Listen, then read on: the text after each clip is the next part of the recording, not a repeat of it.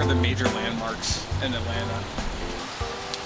You know, I've been here 25 years and it's changed a lot. Atlanta Station, Underground.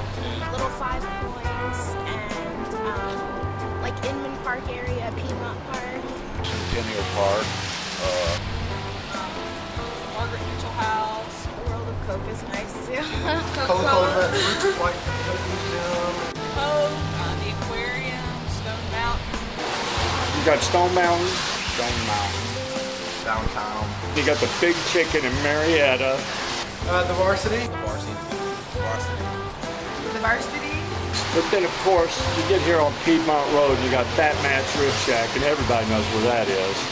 And the Gorilla Car Wash down the street. That guy's had that gorilla in front of the car wash, I don't know, 20, 30 years.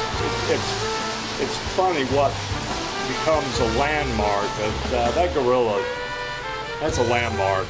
You tell people that you know, they call and ask for directions here, and they say, well, we just passed the Gorilla Car Wash on the left. They know where we are.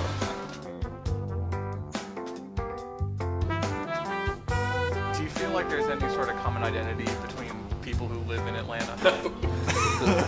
There's millions of people living here. How could they have a common identity? I think the kind of the diversity of the city is the one big shared identity for us. Kind of no one really, a lot of people don't have anything in common, and that's kind of the one thing they have in common. Atlanta's really turned into a melting pot. People out here, they're all from somewhere else. It's kind of a hodgepodge. Very few people anymore from Atlanta. Yeah, I think people from Atlanta have an identity, and it's kind of a weird thing. It's something that grows on people. Not necessarily. I think that people here are generally friendly. Like, when you see someone on the street or something, they'll wave and say hello. But I guess that depends on where you are in Atlanta. I think that's what makes Atlanta fun to be around, and all the diversity and, like I say, all the different things that they have to offer because of that. They don't act the same, they don't talk the same. They still drive the same, but that's another story altogether. You make a documentary on that in its own right. But that's just it. It's just like a whole bunch of different cultures just thrown together in one cup and just mixed up. I don't know if anybody can really identify with the city itself. They're not from the same city. They're in the same city. I do, in the way that the city's endeared amongst its citizens. Southern hospitality is if it's a genuine phenomenon that does not exist in other regions of the country. So.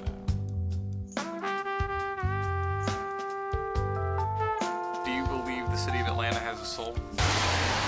Yeah, I think it really does. Has a soul? Sure. No.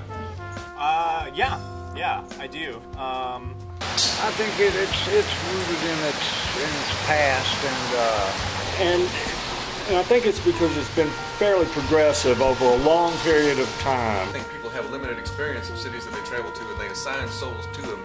That's just what they're getting out of it while they're there for that brief time. I don't know where the soul of the town resides, because there's so many diverse subcultures, and you can say that you're familiar with Atlanta, but I only feel at home in Atlanta in a 2-mile radius. I've lived here my whole life, and it's just very, very many different places. I would say it has one identity.